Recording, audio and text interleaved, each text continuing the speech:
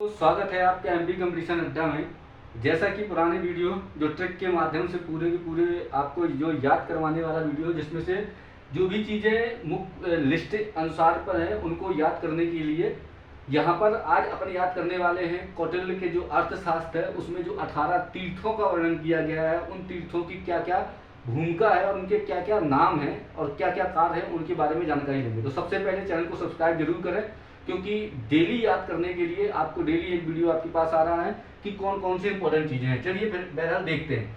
देखो, अर्थशास्त्र में वर्णित तीर्थ। अच्छा, अर्थशास्त्र, अब यहाँ पर यही बात आ रही कि अर्थशास्त्र, देखो कौटिल्य ने एक पुस्तक लिखी जिसका नाम क्या था, अर्थशास्त्र, और वो राजनीति से संबंधित थी। तो अब इसका ऐसा नाम क्यों रखा गया कि देखो प्राचीन समय में क्या था कि जो राजनीति है ना उसको अर्थशास्त्र से ही लेकर के रखा जाता था। जैसे कि अर्थ अर्थ मतलब होता है धन, और राजनीति को जो राजनीति का मुख्य वहां पर परिभाषा ही होती थी कि राजनीति तो है ये नीति निर्माण करने का, साथ में धन की भी बात है कि किस नीति निर्माण किस क्षेत्र में करोगे आप, मतलब जो संसाधन है वहां के उस क्षेत्र में ही आप नीति निर्माण करोगे। तो इसलिए उन्होंने मिला जुला रूप इसका अर्थशास्त्र ही समझा और अर्थशास्त्र में राजनीति की बात की। जैसे आपने पढ़ा होगा कि चाणक्य ने क्या कहा, कौटिल्य ने, कि मुख्य रूप से 12 प्रकार के मंडलों की बात की। मंडल क्या होते हैं, जो राज्य हैं उनकी बात की, कि जो पड़ोसी राज्य होता है वो हमेशा क्या होगा, शत्रु होगा। अब वर्तमान में भी व्यवहारिक है, वैसे उन्होंने यथार्थवादी बातें की थी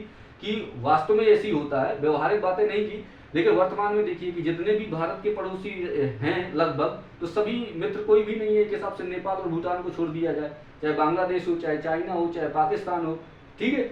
तो मुख्य रूप से जो चाणक्य ने 4वीं शताब्दी के समथिंग ये बातें रख दी थी कि मित्र, जो पड़ोसी राज्य वो कभी मित्र हो ही नहीं सकता, वो हमेशा शत्रु रहेगा, और उसका पड़ोसी हमेशा मित्र होगा। जैसे चाइना का पड़ोसी कौन है, रसिया, वो अपना मित्र है। तो कहीं ना कहीं उसके सिद्धांत आज भी लागू हो रहे हैं। तो चलिए बहरहाल जो अर्थशास्त्र में 18 तीर्थों का वर्णन, सबसे पहला क्वेश्चन तो यही से आ जाता है कि अर्थशास्त्र में कितने तीर्थों का वर्णन किया गया है। पहला क्वेश्चन क्या है कि अर्थशास्त्र में कितने तीर्थों का वर्णन किया गया है, तो उसका आंसर क्या हो जाएगा, 18 तीर्थों का अर्थशास्त्र में वर्णन हो गया है। अब अर्थशास्त्र में कंफ्यूजन नहीं होना, चाणक्य की पुस्तक है अर्थशास्त्र, लेकिन वो किससे संबंधित है, राजनीति से संबंधित है, ठीक है। यहाँ तक हो गया। अब इसके बाद देखिए, मंत्री जो होता था उसको वहां पर क्या बोलते थे उस समय, प्रधानमंत्री। इसका क्वेश्चन आया ही पेपर में, बताऊंगा कौन कौन से क्वेश्चन पेपर में पूछे गए।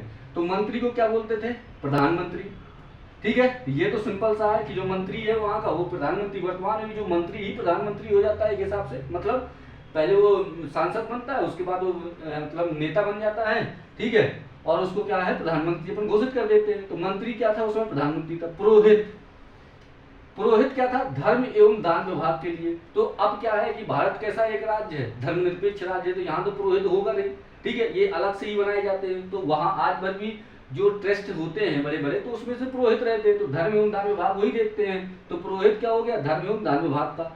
सेनापति, सैन्य विभाग, वर्तमान में भी यही। तो ये तो सिंपल से। युवराज, युवराज पता है आपको कौन होगा, जो राजा का पुत्र होगा वही युवराज कहलाएगा।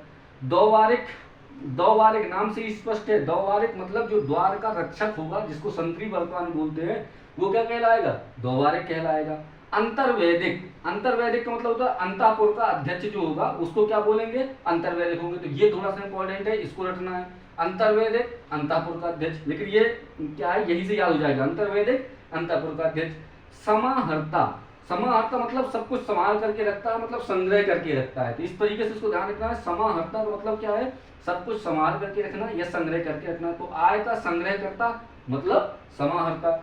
इसके बाद सन्निधाता, ये दोनों कंफ्यूजन में हो जाते हैं कभी। समाहर्ता मतलब संग्रह करता, और सन्निधाता का मतलब कोषाध्यक्ष।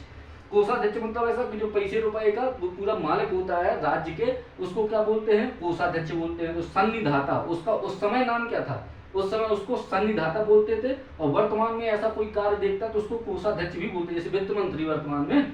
तो सन्निधाता मतलब वर्तमान का एक हिसाब से वित्त मंत्री मान लीजिए। तो सन्निधाता क्या हो गया, राजकीय कोषाध्यक्ष हो गया। समाहर्ता क्या होगा, आय का संग्रह करता। ये भी जो कलेक्शन वाले हो गए, तो संग्रह करता, आय का संग्रह करता, समाहर्ता और सन्निधाता।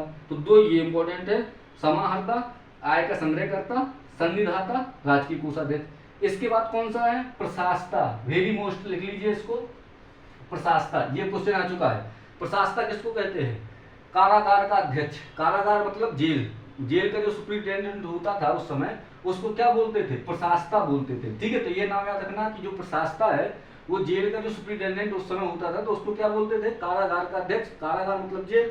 ठीक है, तो उसको उस समय क्या बोलते थे? प्रशासता बोलते थे। उस पर्टिकुलर शब्द पकड़ना है, प्रशासता। सीधे सीधे क्वेश्चन आता है कि प्रशासता कौटिल्य के जो अर्थशास्त्र मतलब अर्थशास्त्र में वर्णित 18 तीर्थों में से प्रशासता किसे कहा जाता था? तो किसे कहा जाता था? कारागार के अध्यक्ष को प्रशासता कहा जाता था। प्रदेष्टि, अब प्रदेष्टि क्या हो गया? प्रा से ही दोनों के नाम रहेंगे, ये पुलिस के और जेल के। तो प्रा से प्रशासता कारागार का अध्यक्ष, और प्रा से क्या है? प्रदेष्टि, कमिश्नर। ठीक है, पुलिस कमिश्नर जो है तो क्या होता था? उसका क्या नाम रहता था? प्रदेष्टि मतलब कमिश्नर। अच्छा, पौर, अब ये आ गए कोतवाल साहब, मतलब ये एसआई हो गए। तो जो उस समय के एसआई थे तो उसको क्या बोलते थे? पौर बोलते थे। अभी वर्तमान में क्या बोलते हैं? नगर का कोतवाल। ठीक है, नगर का कोतवाल मान लीजिए तो, और या फिर पौर। उस समय नाम क्या था? ये पुराने नाम याद रखने हैं कि पौर जो है किसे बोलते थे? नगर के कोतवाल को बोलते थे। प्रदेष्टि किसको बोलते थे? कमिश्नर को। प्रशासता कारागार का अध्यक्ष। अच्छा, अब ये सबसे इंपॉर्टेंट है, ये व्यवहारिक नाम। व्यवहारिक, व्यवहारिक मतलब व्यवहारिक का तीर्थों में मतलब था न्यायाधीश। व्यवहारिक का मतलब क्या था? न्यायाधीश। व्यवहारिक को क्या कहा जाता था? न्यायाधीश। ठीक है, नायक कौन होता था? नायक नगर रक्षा का अध्यक्ष। नगर रक्षा का अध्यक्ष क्या होता था? नायक। ठीक है, जैसे वर्तमान में नगर अध्यक्ष होता है ना, तो वैसे ही उनको क्या बोलते थे? नायक, नगर रक्षा का अध्यक्ष। कर्मांतिक, काम कौन करते हैं? जो उद्योगपति है। ठीक है, तो उद्योगों एवं कारखानों का जो अध्यक्ष होता था उसको क्या बोलते थे? कार्मांतिक बोलते थे। ठीक है, कार्मांतिक क्या हो गया? उद्योगों एवं कारखानों का अध्यक्ष कार्मांतिक। व्यवहारिक न्यायाधीश, नायक नगर रक्षा का अध्यक्ष, पौर नगर का कोतवाल, प्रदेष्टि कमिश्नर, प्रशासता कारागार का अध्यक्ष। ठीक है, कार्मांतिक क्या हो गया? उद्योग एवं कारखानों का अध्यक्ष। मंत्रिपरिषद, मंत्रिपरिषद को क्या बोलते थे? अध्यक्ष, सीधे सीधे। दंडपाल, दंडपाल क्या था? सेना का सामान एकत्रित करने वाला। ठीक है, जो सेना का जितना सामान है सेना का वो एकत्रित करने वाला क्या होता था? दंडपाल कहलाता था। दुर्गपाल, दंडपाल मतलब सेना का सामान एकत्रित करने वाला। दुर्गपाल, दुर्ग का रक्षक दुर्गपाल कहलाता है। ठीक है, अब सबसे इंपॉर्टेंट ये 18वें नंबर का तीर्थ है, बहुत इंपॉर्टेंट है, दिमाग बिल्कुल अच्छे तरीके से याद रखिएगा इसको। अंतपाल, अंतपाल का मतलब होता है, ये क्वेश्चन बार बार पूछा गया है कि कौटिल्य के या मान लो अर्थशास्त्र में वर्णित 18वें तीर्थ में जो अंतपाल है उसका क्या कार्य रहता था? तो सीमावर्ती जो दुर्ग होता था, सीमावर्ती मतलब जैसे किसी मान लो कि जम्मू कश्मीर के बिल्कुल लास्ट में कोई एक किला है या दीवार बनी हुई है, उस दुर्ग की रक्षा करने वाले को क्या बोलते थे? अंतपाल बोलते थे। तो अंतपाल जो बोलते थे, सीमावर्ती दुर्ग का रक्षक क्या कहलाता था? अंतपाल कहलाता था। तो मुख्य रूप से जो 18 तीर्थ हैं उनके जल्दी से नाम देख लीजिए। मंत्री, पुरोहित, सेनापति, युवराज, द्वारिक, अंतर्वैदिक, समाहर्ता, संनिधाता, प्रशासता, प्रदेष्टि, पौर, व्यवहारिक, नायक, कर्मांतिक, मंत्रिपरिषद, दंडपाल, दुर्गपाल, अंतपाल। ये थे अर्थशास्त्र के 18 के 18 तीर्थों के नाम। ठीक है, क्योंकि ये इंपॉर्टेंट है इसलिए आपके सामने लेकर के आया हूँ। यदि आपको वीडियो अच्छा लगा तो लाइक, सब्सक्राइब, शेयर जरूर करें और मिलते हैं अगले वीडियो में और अगली ट्रिक के साथ। धन्यवाद।